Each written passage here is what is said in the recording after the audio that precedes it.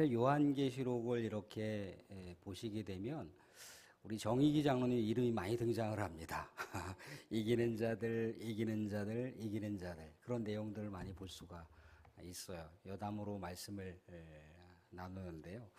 사실 두아디라라고 하는 이 교회, 두아디라 지역에 위치하고 있는 교회잖아요. 그죠? 이 두아디라 지역은 공업도시입니다. 그래서 뭐 철이라든가 노시라든가 그런 주석이라든가 그런 류의 여러 땅에 금속류들이 많이 나는 지역이 두아디라 지역이에요. 그래서 오늘 배경에도 보게 되면은 뭐 불꽃 같고 그 발이 빛난 주석과 같은 하나님의 아들이 이르되라고 하는 그런 여러 가지 이미지에 대한 내용도 이 두아디라 지역을 이렇게 내포하고 있는 내용입니다. 아무튼 그런데 우리가 이 두아디라고 하는 지역을 사도행전을 통해서 한 번씩은 접해보셨을 거예요. 사도행전 16장쯤 보시게 되면 자두장사 루디아가 있는데 그 사람이 두아디라 출신이에요. 두아디라 자주장사라고 나와 있습니다. 자주라고 하는 것은 옷감, 뭐 물감, 뭐 그런 옷에 대한 색상을 입히는 그런 류의 내용들이잖아요. 그죠?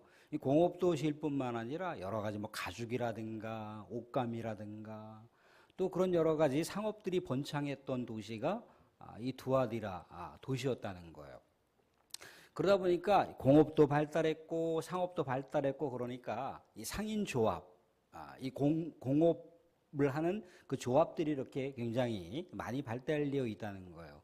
우리가 이렇게 요한계시록에 등장하는 교회들을 보게 되면 그 당시 황제를 숭배하는 것, 우상을 숭배하는 것에 자유롭게 이렇게 편안하게 있을 수 있는 교회가 없었다는 거죠. 다 핍박을 당하고 다 고통을 당하고 고난을 당했던 교회들이 다 이 당시의 교회들의 현장의 모습이었다는 거예요.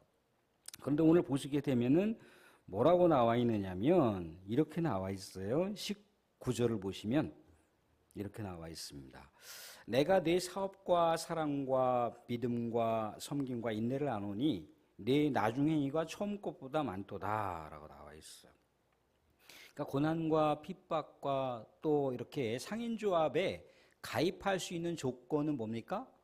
여러 가지 고사를 지내고 또 여러 가지 우상숭배의 제사를 드내고 거기서 나오는 여러 가지 음식들을 같이 먹고 교제하는 것까지 가능하게 될 때 상인조합이라든가 이 공업조합에 가입할 수가 있다는 거예요. 그러다 보니까 믿음의 백성들에게 이런저런 제약이 따를 수밖에 없잖아요. 그죠? 그런데도 불구하고 두아디라 교회 교인들이 사랑을 잃지 않았고 믿음을 잃지 않았고 섬김과 봉사 속에서 인내를 했다라고 칭찬해 주는 대목을 볼 수가 있어요.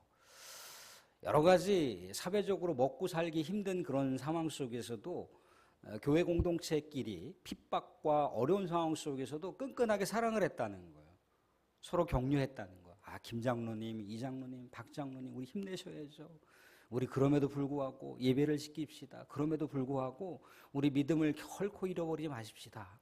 김 권사님, 박 권사님, 오 권사님, 우리 그래도 주님께서 우리를 위해서 모든 걸 주셨는데 그 주님이 잊지 않고 우리가 더 서로 봉사하고 더 아름답게 섬기고 우리 인내하십시다. 그러면서 서로 품어주고 안아주고 격려하고 위로했다는 거예요. 이게 두아디라 교회에 우리 주님께서 칭찬하시는 대목이죠.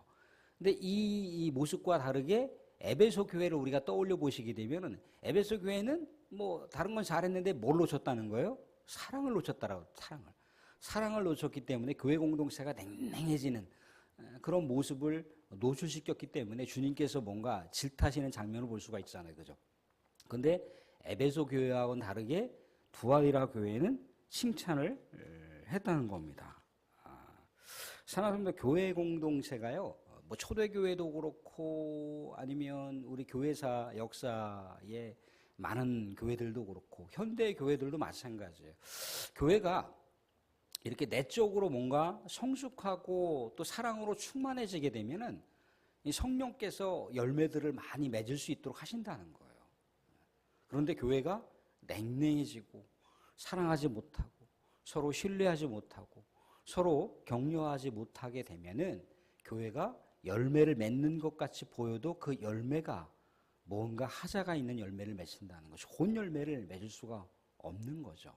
사랑의 결속력이 얼마나 중요하다라고 하는 것을 보여주고 있는 대목이 이 대목이라는 거예요. 우리는 이 두아디라 교회를 통해서 광기교회가 비록 이 도농교회, 이 농촌교회에 위치하고 있지만 숫자가 우리가 뭐 풍성하게 많이 모이는 것은 아니라 할지라도 있는 인원들끼리 끈끈하게 정을 나누고 사랑을 나누고 격려하고 위로하고 그러면 우리 주님께서 칭찬하시는 교회가 될 수가 있다 이거예요. 우리가 두아디라 교회의 이 좋은 장점을 우리가 본받을 필요가 있습니다. 그런데 두아디라 교회에 이런 약점을 좀 안고 있었던 것 같아요. 어떤 양점을 안고 있었느냐면 20절 보시면 그러나 내게 책망할 일이 있노라. 자칭 선지자라 하는 여자 이세벨을 내가 용납했다는 거예요. 그리고 그가 내 종들을 가르쳐 꾀어 행음하게 하고 우상의 재물을 먹게 하였다라고 나와 있어요. 이세벨은 어떤 사람인가요? 우리가 구약의 인물을 보게 되면 아합 왕의 왕비잖아요, 그죠? 어떻게 보면 시돈 왕의 딸이자 그 시돈의 제사장의 딸이란 말이죠, 그죠? 우상을 정말 충만하게 섬겼던 딸이 갑자기 북이스라엘의 왕비가 된 다음에 그가 진행했던 행보는 어떤 행보를 진행했느냐면 아합 왕을 꼬드겨서 북이스라엘 전체 백성들이 바알과 아세라를 숭배하도록 했다는 거예요. 악명 높은 악녀가 바로 이 이세벨이라고 하는 여자라는 겁니다. 그러니까 이스라엘 백성들, 이 북쪽이든지 남쪽이든지 하나님을 섬겨야 되는 또 하나님을 온전하게 예배드리는 그 백성들을 완전히 다 신앙의 그 핵심을 다 빼버린 거예요. 신앙을 다 근절시키고 우상을 섬기게 했던 원흉이 이세벨이라고 하는 겁니다.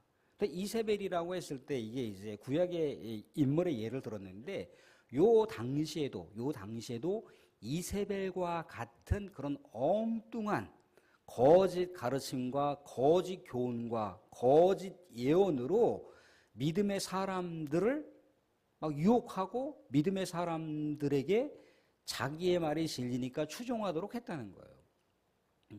사람들 소위 보면은 우리 이 한국 땅에도 메시아가 얼마나 많은지 몰라요. 메시아가 막 2만 명이 넘는다고 하지 않았습니까? 그렇죠? 메시아가 많아요. 거짓 예언자들도 많고요. 또 거짓 교사들도 많고요. 거짓 교훈을 퍼뜨리는 사람도 많아요. 근데 거짓 교훈을 퍼뜨리거나 거짓 교리를 퍼뜨리는 것은 뭐 우리가 흔히들 이렇게 공식적인 채널을 통해서 저 이단입니다. 사입입니다. 라고 어떤 우리 공식적인 어떤 그 이단 사이비 대책위원회에서 이 걸러내거든요. 걸러내는데 걸러내지 못하는 그러한 이상한 가르침과 이상한 교훈과 이상한 예언으로다가 믿음의 사람들을 유혹하는 경우가 많이 있을 수 있다는 거예요. 사람들 혹여라도 우리 교우들 가정이나 교우들의 또 가정이나 또 교우들의 우리 자녀들 중에 뭐 사업을 한다거나 아니면 특정한 어떤 뭐 프로젝트를 가지고 큰 계획을 한다든가 비전을 세운다든가 그럴 때 1년 후가 어떻게 될까? 5년 후가 어떻게 될까? 10년 후가 어떻게 될까? 굉장히 궁금하지 않습니까? 굉장히 궁금해요, 그죠? 이 일에 대해서 내가 뭔가 승부수를 걸면 뭔가 승산이 있는 것인가? 이렇게 뭔가 물음표가 있어요, 그죠? 충분한 어떤 경륜을 갖고 계신 분들이 뭐 이렇게 저렇게 하면 되겠지라고 하는 그런 어떤 노하우가 있지만 막 이제 시작하는 사람들의 입장에서는 이게 성공할까? 그러지 않을까라고 하는 그런 물음표가 있다는 거예요. 근데 누군가가 내가 기도를 해봤는데 이거 승산이 있습니다. 투자하십시오. 하나님 막 이런 큰 그림을 보여주셨다는 거예요. 막 환상 속에 이런 그림을 보여주고 저런 그림을 보여주고 막 그러니까 분명히 이거는 하나님께서 뭐 천기를 보여주신 그런 귀한 예언의 메시지를 주신 거다 그러면서 뭐 적극적으로 그쪽으로 하라는 거예요. 막 좋은 일이 있을 겁니다. 막 그러면서. 근데 사랑하는 성도님들, 우리는 사실 어떤 일들을 할 때 뭔가 이렇게 좀 뭔가 희미한 상황 가운데서는 뭔가 지푸라기로 닫고 싶은 심정이 있거든요. 꼭 그렇지 않더라도 누군가가 좋은 말을 해주잖아요. 좋은 말을 해주고 또 긍정적인 말을 해주면 그 사람의 말에 내 마음이 가게 돼 있어요. 가게 돼 있습니다. 어렵고 힘들 때 나에게 좋은 말을 해주면은 그게 그저 하나님의 메시지처럼 들릴 수도 있다는 거예요. 그런데 때로는 거기에 우리가 속을 수도 있다는 거예요. 그게 하나님의 비전과 하나님의 약속이 아니라 그냥 인간이 만들어낸 좋은 이야기일 수도 있다는 거예요. 우리는 거기서 분별력을 잃으면 안 된다는 거죠. 사람들 때로는 우리는 기대치가 있어요. 어떤 일을 할 때 기대치가 있고 바라는 소망이 있고 또 그것을 우리가 또 하나님께 기도합니다. 그죠? 그런데 이게 이제 과도하게 집착이 되면은 믿습니다가 되는 거예요. 내가 그렇게 될 줄로 믿습니다. 그럼 우리는 어떻게 반응합니까? 아멘 그렇단 말이죠. 그죠? 그냥 내 생각이고 내 욕망이고 내 집착인데 그것을 하나님의 뜻으로다가 아멘할 수도 있다는 거예요. 하나님 뜻이 아닐 수도 있는데.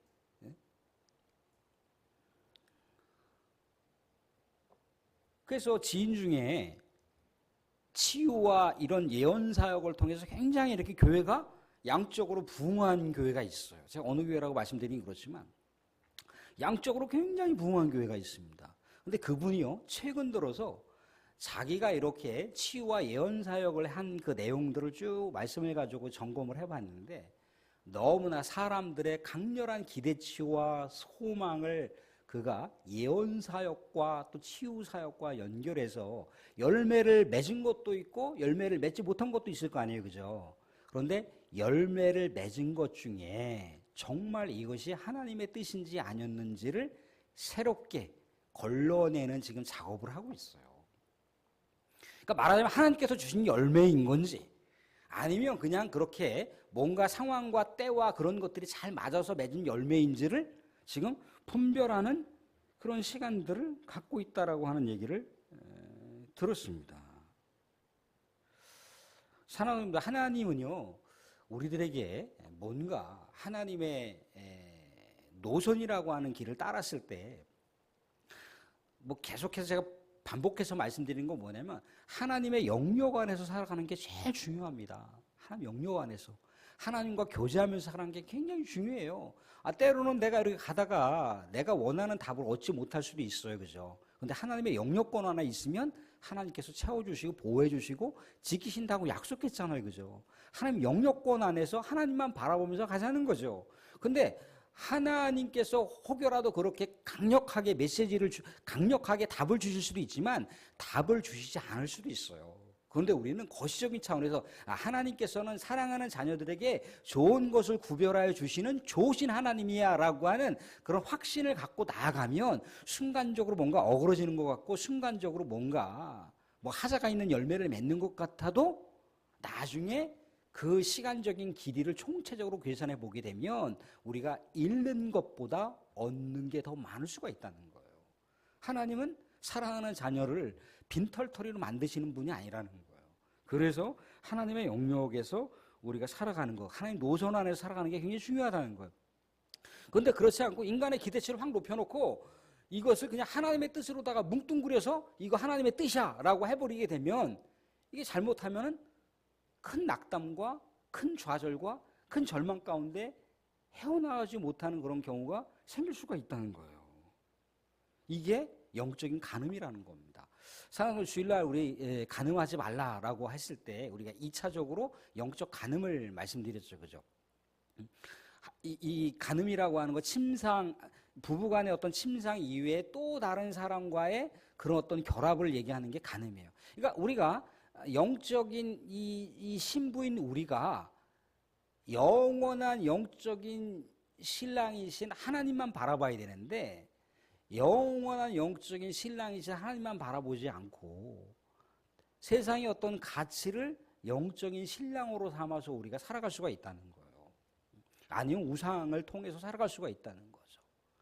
누군가가 뭐 점치는 사람이 있는가 성경에서 예언은요, 성경에서 말하는 예언은요, 다시 말씀드리지만 하나님의 말씀을 가지고 분별하는 게 예언이에요.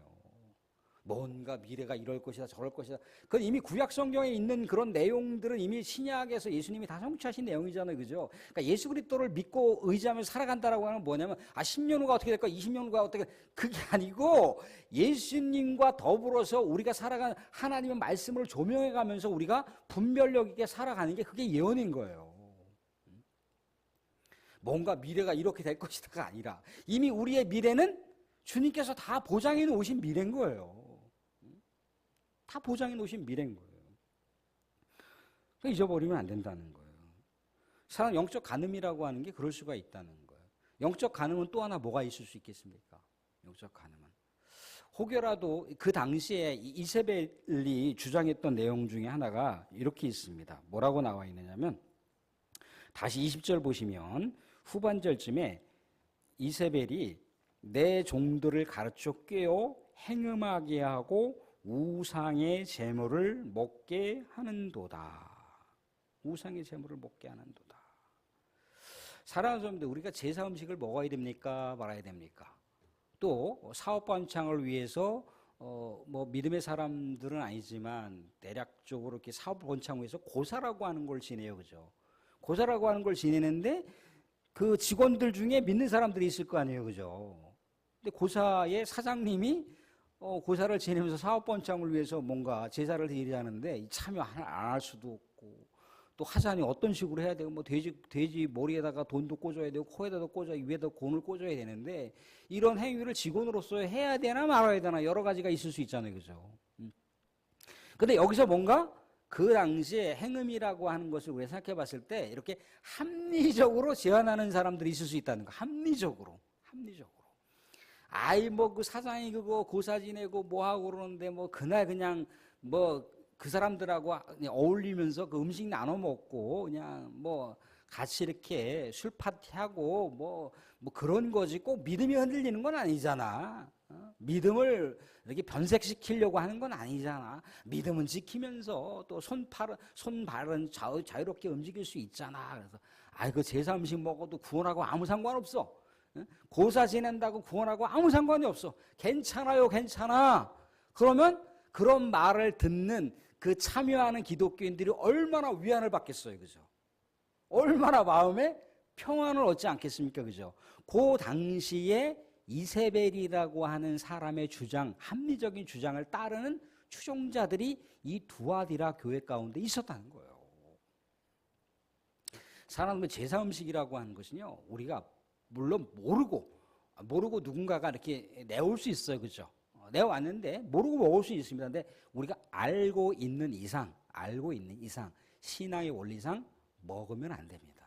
먹지 않는 것, 가급적이면 삼가는 게 좋아요. 그 사람이 아무리 정성을 들인 음식이라 할지라도 아무리 귀한 것이라 할지라도 그것이 제사에 드려진 그런 제사 음식이라면 삼가하셔야지 맞는 거예요. 그것이 물론 구원의 문제하고 결부되느냐 말아야 되느냐 그 차원을 떠나서 우리가 삼가해야 되는 거예요. 삼가해야 되는 거예요. 그것을 뭔가 합리적으로 주장하는 것이 그럴싸해 보이지만 그렇지 않다는 겁니다. 사랑하는 사람들, 뭔가 우리의 신앙의 어떤 그 척도라고 하는 것은요, 자그마한 구멍에서부터 하나하나 무너지기 시작한다는 거예요. 그런 걸 자꾸 걸러내야 돼요. 걸러낼 수 있을 때 걸러내야 돼요. 모르고는 그렇게 할 수 있을지 몰라도 알고 난 다음부터는 자꾸 걸러내야 돼요. 자꾸 채로다가 이것은 쭉정이고 이것은 티끌이고 자꾸 걸러내고 알맹이를 우리가 자꾸만 담을 수 있어야 된다는 거예요. 그게 영적 간음의 길을 사전에 방지하는 길이라는 겁니다. 영적 간음을 했을 때 어떻게 징계가 내려진다라고 나와 있냐면 이렇게 나와 있어요. 22절에 보시면 회개하라고 나오면서 22절, 23절은 같이 한번 읽어보겠습니다. 22절, 23절 같이 보겠습니다. 같이 시작. 볼지어다 내가 그를 침상에 던질 터이요 또 그와 더불어 간음하는 자들도 만일 그의 행위를 회개하지 아니하면 큰 환난 가운데 던지고 또 내가 사망으로 그의 자녀를 죽이리니 모든 교회가 나는 사람의 뜻과 마음을 살피는 자인 줄 알지라. 내가 너희 각 사람의 행위대로 갚아 주리라. 뭡니까? 침상에서 던진다는 거예요. 더 이상 교제하지 않겠다는 의미가 담겨 있는 거죠. 그죠? 그리고 또 23절에 내가 사망으로 그의 자녀를 죽인다는 거예요. 이게 무슨 얘기입니까? 아까 이세벨의 추종자들을 우리가 구약 성경 보시게 되면 엘리야와 엘리사가 그들을 멸절시키는 장면을 우리가 볼 수가 있죠.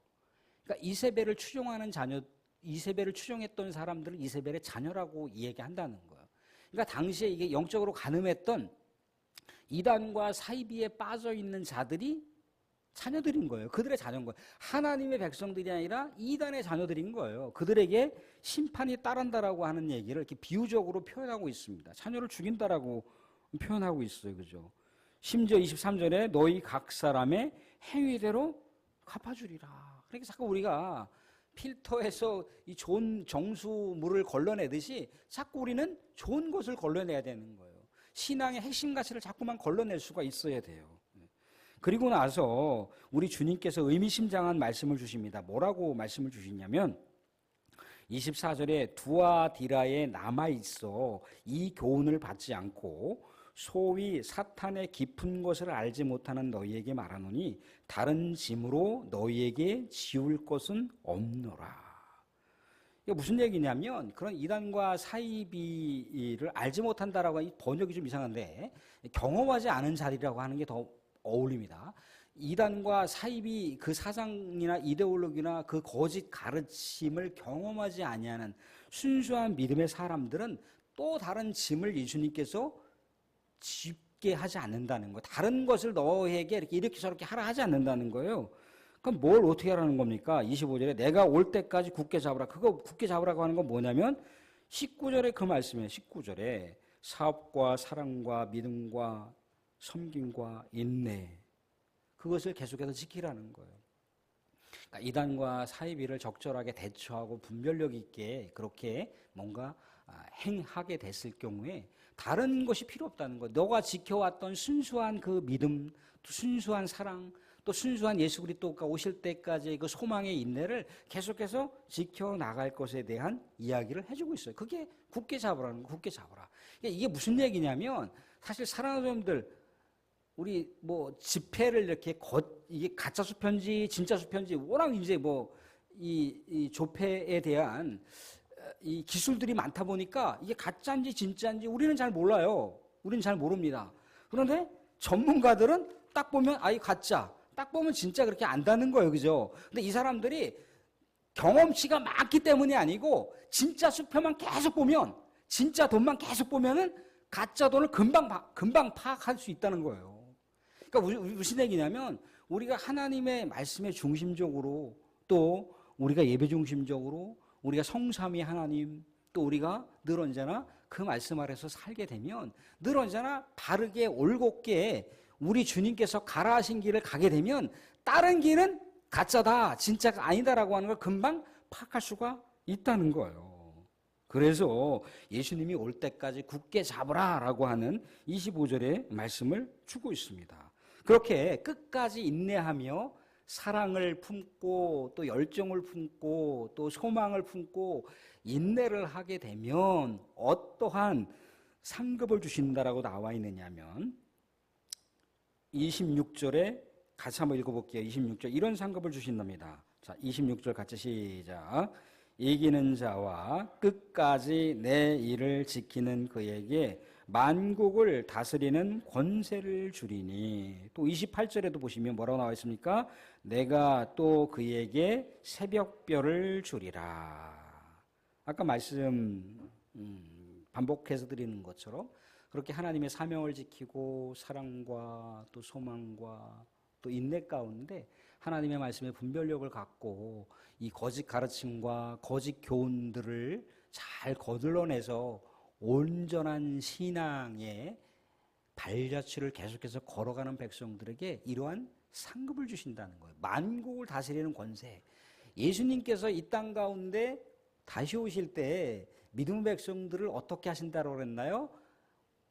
예수 그리스도의 왕노릇하게 하신다는 거예요. 왕의 측근 삼으신다는 거죠. 예수님께서 우리 믿음의 백성들 이렇게 신앙으로 승리한 믿음의 백성들에게 아유 김장로 내가 세상을 이렇게 A 코스 B 코스 이렇게 다스리고 싶은데 우리 김장로는 어떻게 생각해? 그렇게 예수님께서 측근으로다가 우리의 의견들을 물으시고 또 교환하시면서 만국을 통치하신다는 거예요. 놀라운 측근으로서 왕노릇할 수 있는 놀라운 권세를 우리들에게 주신다는 거예요.